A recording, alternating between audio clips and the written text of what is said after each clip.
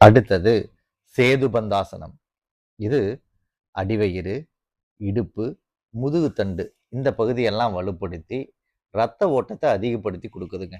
அடுத்ததா பிராஸ்டேட் சுரப்பியினுடைய ஆரோக்கியத்தையும் அதிகப்படுத்துது. இந்த ஆசனத்தை செய்யறது ரொம்ப சுலபம். வீடியோவில் இருக்கிற மாதிரி நீங்கள் மேட்டில் படுத்துக்கங்க. 2 கால்களையும் மடித்து வச்சுக்கிட்டு, இப்போ இடுப்பையும் முதுகையும் மேலே தூக்குற போது மூச்சை இழுக்கணும். மூச்சை இழுத்துட்டு அந்த போஸ்டரில் மூச்சு காத்த விட்டுறணும் மூக்கில். அதுக்கப்புறம் இயல்பான சுவாசத்தை அங்கே கடைபிடிங்க. திரும்ப கீழே இறங்குற போது மெதுவாக இடுப்பை கீழே இறக்கிட்டு மறுபடியும் அதே மாதிரி மூச்சு இழுத்துக்கிட்டே மேலே கொண்டு போங்க. மேலே போன பின்னாடி மூச்சை அடக்க வேண்டாம். ஆரம்ப நிலையில மூச்சை விட்டுடுங்க. இயல்பான சுவாசத்தை மட்டும் கடைபிடிங்க. திரும்பவும் கீழே வாங்க. இந்த மாதிரி 10லிருந்து 15 வினாடி நீங்க இதை செய்யலாங்க.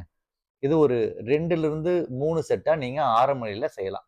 இது உங்களுக்கு பெரிதளவுல பிராஸ்டேட் சுரப்பியினுடைய ஆரோக்கியத்தை வலுப்படுத்த உதவும். அடுத்ததா நம்ம பார்க்கறது உச்சட்டாசனம். இது ரொம்ப எளிமையா செய்யக்கூடிய ஒரு ஆசனம் தான். வீடியோவில் பார்க்குற மாதிரி முட்டி போட்டு நின்றுக்கிறீங்க. 2 கைகளையும் ரொட்டேட் பண்ணி பின்னாடி இருக்கிற குதிகாலையோ அல்லது பாதங்காலையோ பிடிச்சிக்கோங்க. எவ்வளோ முடியுமோ அவ்வளோ முன்னாடி இடுப்பு பகுதியை தள்ளி மூக்கில் காற்றை வேகமாக தள்ள முயற்சி பண்ணுங்க. இல்லை அப்படின்னாக்க இயல்பான சுவாசத்தையாவது கடைபிடிக்க முயற்சி பண்ணுங்க. இப்படி இந்த ஆசனத்தில் உடம்பை முன்னோக்கி தள்ளி பின்னாடி விளையிற போது இந்த பெல்விக் ரெஜினுக்கெல்லாம் நல்ல ஒரு ரத்த ஓட்டம் கிடைக்குதுங்க. மட்டும் இல்லாமல் இடுப்பு தசைகள் நல்லா ஸ்ட்ரெச் கிடைச்சு ப்ராஸ்டேட் கிளாண்ட் நல்லா தூண்டப்படுது. அது மட்டும் இல்லாமல் ப்ராஸ்டேட் வீக்கத்தால் வரக்கூடிய அந்த பிஹெச்எஸ் சொல்கிறோம் இல்லையா, சிறுநீர் தேக்கம், சிறுநீர் கழிப்பதில் இருக்கிற சிரமங்களை குறைக்க இந்த ஆசனம் மிக மிக உதவுகிறது. பவனமுத்தாசனம். இது இடுப்பு பகுதிக்கு நல்ல இரத்த ஓட்டத்தை கொடுத்து அடிவயிற்று தசைகளை தளர்த்துது. இதனால ப்ராஸ்டேட் கிளாண்ட்ல வரக்கூடிய ப்ரெஷர் கம்மியாகி அந்த பகுதியை சீராக வச்சிருக்கிறதுக்கு உதவுது. இதை செய்யறது ரொம்ப எளிமையான ஒன்று. வீடியோவில் பார்த்த மாதிரி மேட்டில் நேராக மேலே பார்த்த மாதிரி படுத்துக்கங்க.